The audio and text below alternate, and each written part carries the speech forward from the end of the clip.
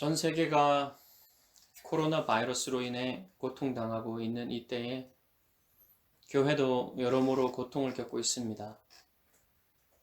역사의 주관자이신 하나님께서 우리에게 무엇을 말씀하시는지 듣는 귀와 보는 눈을 주시기 원합니다.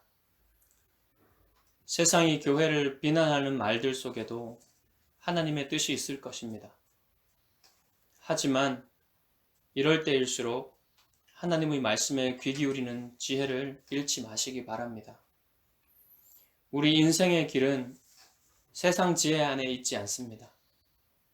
하나님의 말씀 안에 오늘 우리가 걸어가야 할 길이 있습니다.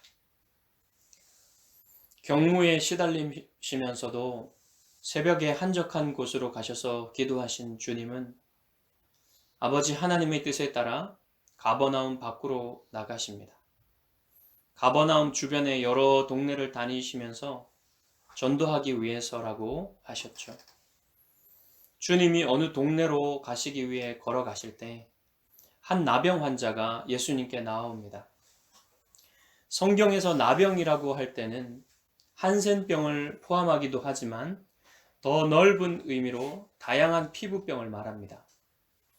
이 나병 환자는 한센병을 앓고 있습니다.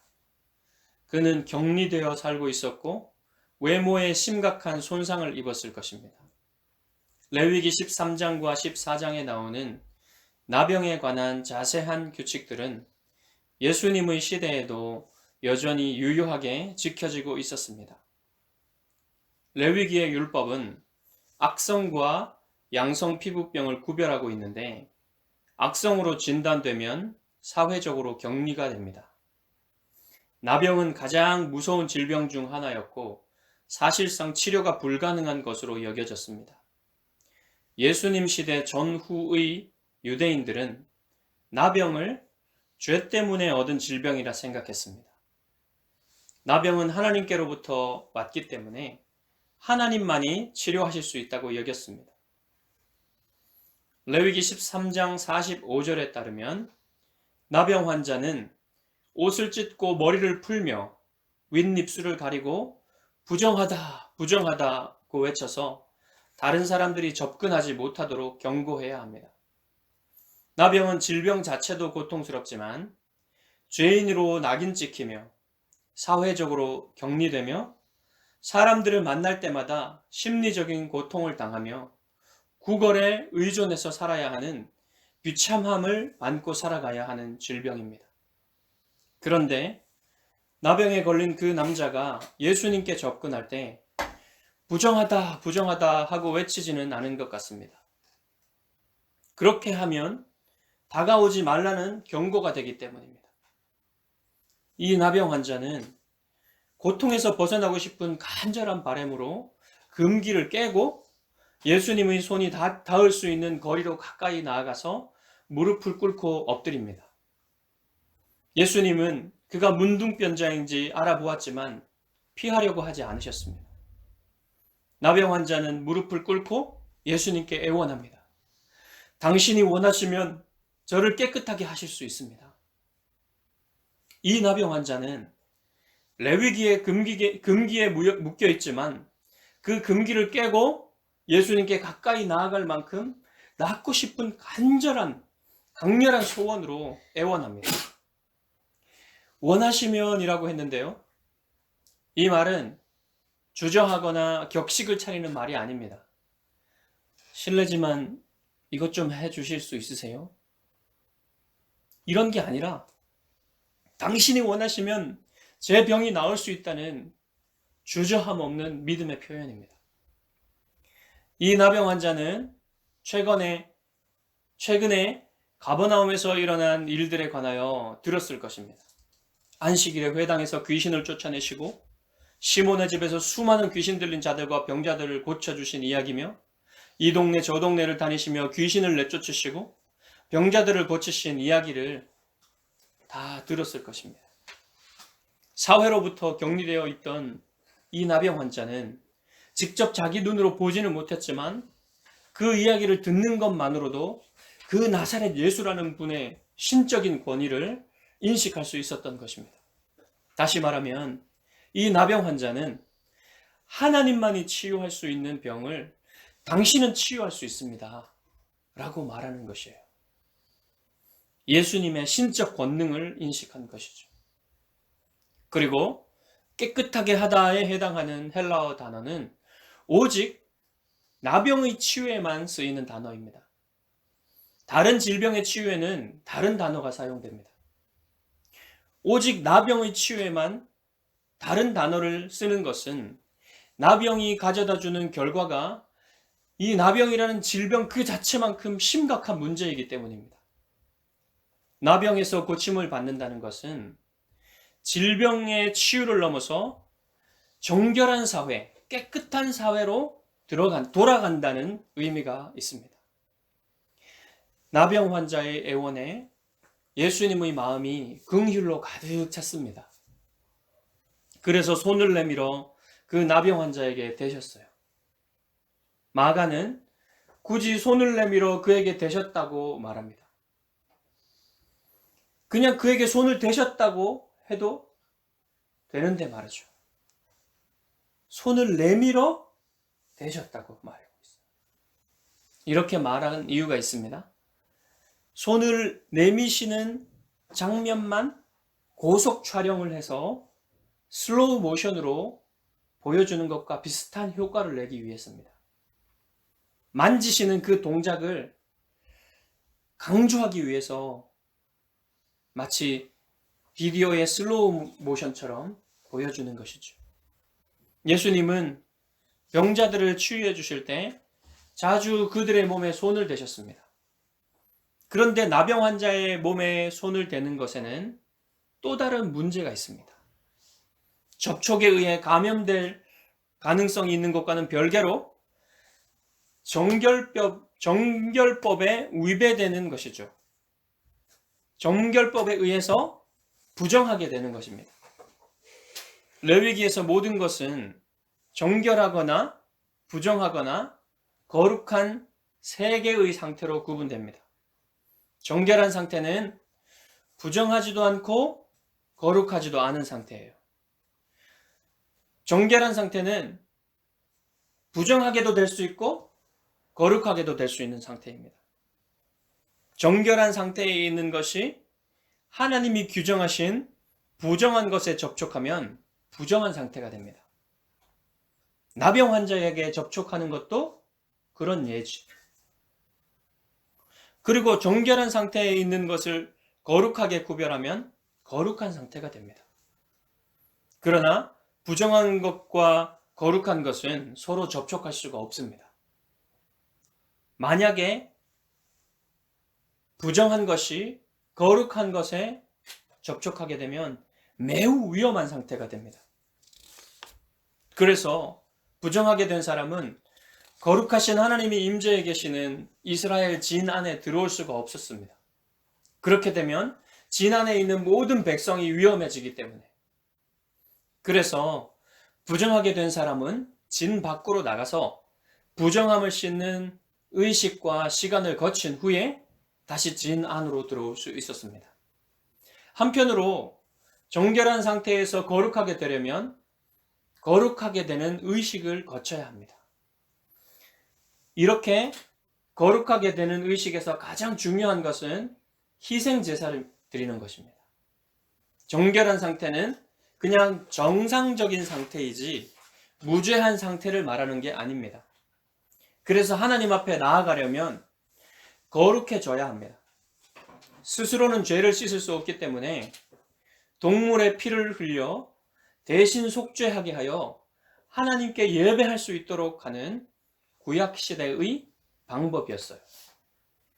이것은 오직 예수님의 피로 거룩해진 사람만 하나님을 만날 수 있다는 신약시대의 은혜의 그림자였습니다. 비록 그림자이긴 했어도 이 제도를 통해서 하나님의 임재를 경험할 수 있었습니다. 예배자는 희생제물을 제사장 앞으로 데리고 가서 직접 그 동물을 잡아서 피를 흘리고 살을 찢어야 했습니다. 그 동물이 피를 흘리고 살이 찢기는 것을 보면서 원래는 그 동물이 아니라 자신이 죽어야 했다는 걸 성령님의 은혜로 깨달으며 회개하게 됩니다. 그래서 그림자이긴 하지만 구속주가 오셔서 대신 죽음으로 백성의 죄를 씻으시는 은혜의 진리를 체험적으로 어렴풋이 알게 되는 것입니다. 그러나 동물 희생 제사는 한 번으로 끝날 수가 없습니다. 동물의 필요는 실제로 죄를 씻을 수 없기 때문입니다. 그래서 하나님 앞에 나아가려면 또다시 희생 제사가 필요했습니다. 하지만 우리를 위한 어린 양이 되신 예수 그리스도의 죽으심은 단 한 번으로 영원한 효과가 있는 제사였습니다. 주님은 이 그림자의 실체이시기 때문에 레위기의 율법을 알고 계시면서도 전혀 신경 쓰지 않았습니다. 예수님이 손을 대실 때 부정하게 되시는 것이 아니라 오히려 그 손을 대시는 사람을 깨끗하게 만드시는 것이죠. 죄인이 거룩하신 하나님을 직접 만날 수는 없지만 거룩하신 아들 하나님은 그 죄를 씻으시기 위해 죄인들에게 오셨습니다. 예수님은 그 나병 환자의 몸에 손을 대시며 말씀하십니다. 내가 원하노니 깨끗함을 받으라. 곧바로 나병이 그 사람에게서 떠나가고 그는 깨끗해졌습니다. 단지 병의 근원이 제거된 것만이 아니라 피부까지 깨끗해졌단 말입니다. 그 나병 환자를 보는 사람들이 그가 완전히 나았다는 것을 분명히 알 수 있을 만큼 피부에 변화가 일어났어요. 예수님은 여기서 모세보다 뛰어난 분으로 나타나십니다. 이 사실은 지금 우리에게는 당연한 말이지만 당시의 유대인들에게는 엄청난 말입니다. 인간 중에 모세보다 뛰어난 사람은 없다고 믿기 때문이죠. 모세가 구스 여자를 취했을 때 미리암과 아론이 모세를 비방했죠. 그때 하나님은 미리암을 나병으로 치십니다. 모세가 미리암을 위해 하나님께 기도했을 때 미리암의 병이 나았죠. 하지만 예수님은 모세처럼 기도하시지 않고 곧바로 손을 대어 고쳐주십니다. 예수님 자신에게 하나님의 능력이 있음을 보여주신 것이죠. 그리고 아람의 군대 장관 나아만이 나병을 고치기 위해 이스라엘의 선지자 엘리사에게 나왔을 때 엘리사는 직접 나병을 고치지 못하고 요단강에 가서 7번 몸을 담그게 하죠. 하지만 예수님은 그냥 손을 대시고 내가 원하노니 깨끗함을 받으라 명령만 하셨습니다. 예수님이 원하시면 어떤 병이든 다 고칠 수 있다는 듯이 말씀하시고 그대로 됩니다. 예수님에게 하나님의 능력이 있음을 드러내는 것이죠. 그런데 그 치유함을 받은 그 남자가 기뻐할 겨를도 없이 예수님은 그 남자에게 엄하게 경고하십니다. 삼가 아무에게 아무 말도 하지 마라. 예수님이 매우 엄하게 경고하셨지만 이 남자는 자신에게 일어날 놀라운 일을 말하지 않고는 견딜 수가 없었어요. 그래서 많은 사람에게 예수님이 자신의 나병을 고쳐주신 일을 증거했습니다.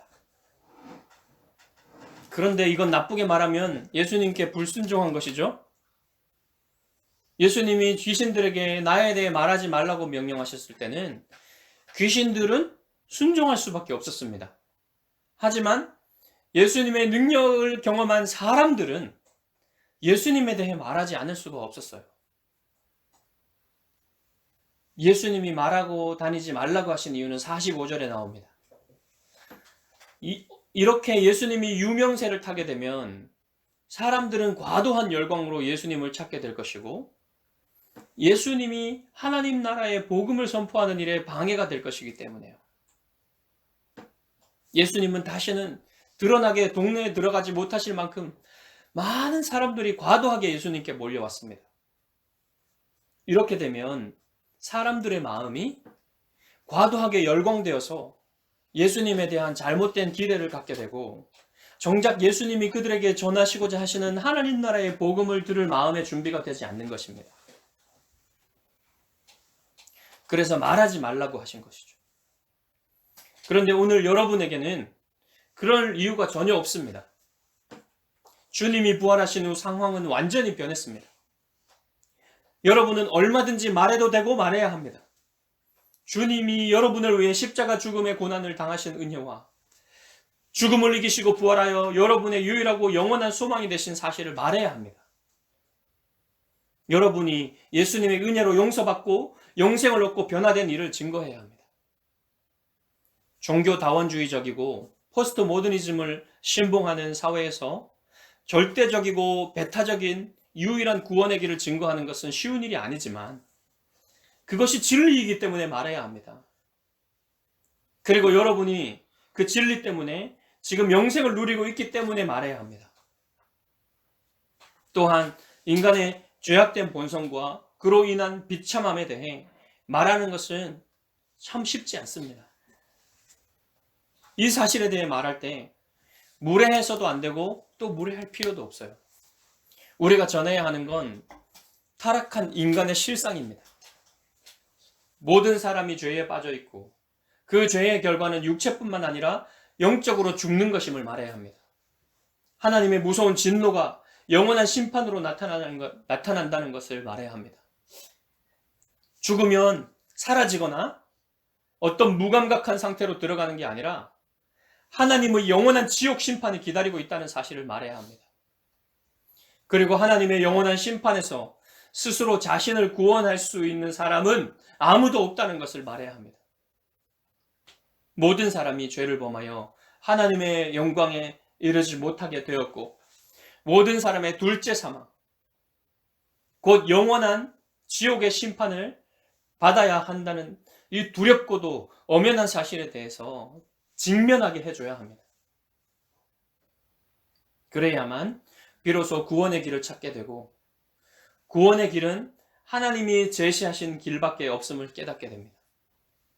그때 예수 그리스도의 말씀이 비로소 들리기 시작합니다. 회개하고 복음을 믿으라. 하나님 앞에 영원한 심판을 받을 수밖에 없는 죄인임을 진실로 시인하며 자기 영혼의 더러움과 악함을 애통하며 거짓되고 교만하며 탐욕스러운 삶에서 돌이켜야 합니다. 그것이 회개입니다. 성령님은 회개의 영이십니다.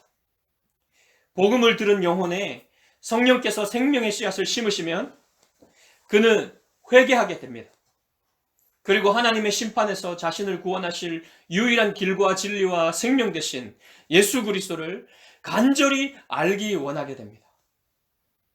그때 성령께서는 유일한 구원자 예수 그리스도를 마음으로 믿어 입으로 시인하게 하시는 것입니다. 이렇게 하여 하나님께서는 택하신 자를 구원하십니다. 바울은 고린도전서 1장에서 이렇게 말했습니다. 하나님의 지혜에 있어서는 이 세상이 자기 지혜로 하나님을 알지 못하므로 하나님께서 전도에 미련한 것으로 믿는 자들을 구원하시기를 기뻐하셨도다. 유대인은 표적을 구하고 헬라인은 지혜를 찾으나 우리는 십자가에 못 박힌 그리스도를 전하니 유대인에게는 거리끼는 것이요 이방인에게는 미련한 것이로되 오직 부르심을 받은 자들에게는 유대인이나 헬라인이나 그리스도는 하나님의 능력이요 하나님의 지혜니라. 하나님의 어리석음이 사람보다 지혜롭고 하나님의 약하심이 사람보다 강하니라. 우리의 전도는 부족하고 어리석은 것처럼 보이지만 우리가 전하는 십자가에 못 박힌 그리스도의 복음은 모든 믿는 자에게 구원을 주시는 하나님의 능력입니다. 바울은 또 로마서 10장에서 이렇게 말합니다. 누구든지 주의 이름을 부르는 자는 구원을 받으리라. 그런즉 그들이 믿지 아니하는 이를 어찌 부르리요? 듣지도 못한 이를 어찌 믿으리요? 전파하는 자가 없이 어찌 들으리요? 보내심을 받지 아니하였으면 어찌 전파하리요? 기록된 바 아름답도다. 좋은 소식을 전하는 자들의 발이여 함과 같으니라. 하나님은 택하신 사람들을 구원하실 때 먼저 믿은 사람들의 전도를 통해 일하기를 기뻐하십니다. 하나님이 직접 환상이나 꿈이나 음성으로 말씀해 주셔서 구원하실 수도 있지만 구원의 은혜를 입은 사람들이 그리고 모든 교회가 이 부족한 전도를 통해서 구원하시기를 기뻐하신다는 거예요. 예수님은 사도들과 모든 교회에 전도와 선교의 사명을 주셨습니다. 성령의 능력으로 예루살렘과 유대와 사마리아와 땅끝까지 주님의 증인이 되게 하셨습니다. 여러분의 가장 가까운 이웃으로부터 지역사회와 북한과 일본과 중국과 중동과 아프리카와 유럽과 아메리카와 호주에 사는 모든 민족에게 나아가라고 말씀하셨습니다. 말하지 않을 수 없는 하나님의 은혜가 여러분을 통해 가까운 이웃으로부터 땅끝까지 전파되기를 바랍니다. 예수님이 가시는 곳마다 귀신과 질병에 시달리는 사람들이 예수님께 나올 때 기꺼이 예수님이 고쳐주셨습니다. 하나님의 나라가 이미 예수 그리스도를 통해서 이루어지고 있는 현장입니다. 하지만 예수님은 그 축기와 신유의 사역 자체의 성공과 그에 따르는 유명세를 위해 사역하시지 않으셨습니다. 예수님은 자신이 하나님 나라의 복음을 전하기 위해서 왔다는 것을 분명히 하셨습니다. 우리가 하나님의 일을 할 때 사역 자체의 성공과 그에 따른 유명세를 위해 일해서는 안 된다는 사실을 꼭 명심하시기 바랍니다. 사역이 성공하고 유명해지는 것 자체가 나쁘다는 것이 아닙니다. 그 성공과 유명세가 정말 교회와 하나님 나라를 위해 유익한 것인지를 늘 경계하며 일해야 한다는 것입니다. 성공하고 유명해지는 것을 억지로 막을 수는 없습니다. 하지만 성공을 통해 유명해지는 것을 추구하는 것은 하나님의 뜻이 아닙니다. 유명해지면 교회 성장을 위해 도움이 되기 때문에 유명해지기 위해 노력해야 한다고 합리화할 수도 있습니다. 우리가 일하는 동기가 무엇인지를 점검해야 합니다. 우리가 진실로 하나님이 기뻐하시는 일들을 성실히 행하면 사람들은 말하라고 하지 않아도 말하고 다닐 것입니다. 하나님이 하시는 일들은 말하지 않을 수 없이 좋은 일이기 때문입니다. 우리에게 주어진 도전은 우리가 믿음으로 하나님이 기뻐하시는 일을 잘 하느냐이지 우리의 이름이 유명하게 되는 것이 아닙니다. 우리는 오늘도 주님이 가르치신 기도를 따라 기도해야 합니다. 이름이 거룩히 여김을 받으시오며 우리의 사역을 통해 하나님의 이름이 거룩히 여김을 받으시기를 진실로 원해야 합니다. 나의 이름이 드러나지 않고 하나님의 이름의 영광이 드러나도록 마음 깊은 곳으로부터 원해야 합니다. 예수님은 이 치유받은 남자에게 엄히 경고하시고는 가서 내 몸을 제사장에게 보이고 내가 깨끗하게 되었으니 모세가 명한 것을 드려 그들에게 입증하라고 하셨습니다. 예수님은 정결법에 따라 나병 환자를 만지면 부정하게 된다는 것을 무시하셨지만 그것이 모세의 율법 자체를 무시하는 것이 아님을 보여주십니다. 치유함을 받은 나병 환자는 레위기 14장의 법을 따라서 자신을 제사장에게 보이고 속건제물과 속죄제물을 바쳐야 합니다. 이 일을 위해 반드시 예루살렘 성전으로 올라가야 합니다. 그 정결 예식을 다 끝내기까지는 8일이 걸립니다. 가난한 이 사람이 예루살렘에 가서 제물을 준비하고 정결 예식을 마치는 것은 쉬운 일이 아닙니다. 하지만 예수님께서 이 사람에게 힘들 것 같은 그 일을 시키신 이유는 그가 확실히 법적으로 회복되어서 가정과 사회로 돌아갈 수 있도록 하시기 위해서입니다. 이 사람의 기쁨이 얼마나 컸을지 생각해 보십시오. 치유받기 전에 이 사람은 죽은 것이나 다름없는 사람이었습니다. 사람 취급을 받지 못했으니까요. 그는 가족과 마을 사람들로부터 버림받았습니다. 사람들과 가까이 지낼 수도 없었습니다. 구걸해서 먹고 살아야 했죠. 아침에 일어날 때 할 수 있는 것이라고는 남에게 가서 구걸하는 것밖에는 아무것도 없었습니다. 그렇게 사는 것은 인간의 삶이 아니죠. 무엇보다 그는 하나님께 버림받았다는 깊은 절망으로부터 벗어날 수 없었습니다. 그런 그가 예수님을 만나 예수님의 긍휼을 입었습니다. 예수님이 말하지 말라고 하셨다 한들 어찌 말하지 않을 수 있겠습니까? 어찌 가만히 있을 수 있겠습니까? 가는 곳마다 만나는 사람마다 예수님에 대해서 말했습니다. 그것은 예루살렘의 대제사장에게도 들어갔을 것입니다. 사랑하는 예수 기쁨 교회 성도 여러분, 여러분과 저도 모두 영적으로는 이 나병 환자와 같은 처지에서 구원을 받았습니다. 자신의 비참한 상태를 알지 못하고 죽는 사람들이 대부분입니다. 그러나 죽은 후에는 자신의 비참함을 처절하게 깨닫게 됩니다. 현세에서는 좋은 것들을 누리며 자신의 비참함을 인식하지 못하지만 지옥에 떨어진 후에는 모든 것이 분명해집니다. 자신이 저 나병 환자보다 못한 처지에 있다는 걸 곧 깨닫게 됩니다. 영적인 나병에서 구원받는 것은 너무나 놀라운 일이어서 말하지 않을 수 없는 일입니다.